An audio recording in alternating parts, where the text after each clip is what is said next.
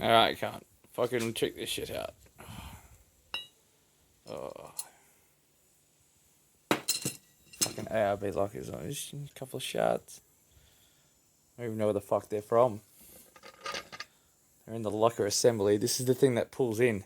So like when that ring engages that ring, because the fucking little plastic thing's pushed on it, it locks this outer shaft away from the spider gears. The fuck? Where's that even from? Looks like a bit of the tail shaft, eh? Fucking axle, whatever. Jesus Christ, this thing got everywhere, but it didn't do any damage to anything.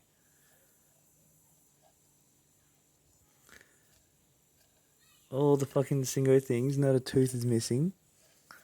I'm gonna knock these pins out next to rip the whole thing out and fucking find out just how much more shit's flying around. You see this plastic piece of shit in there too.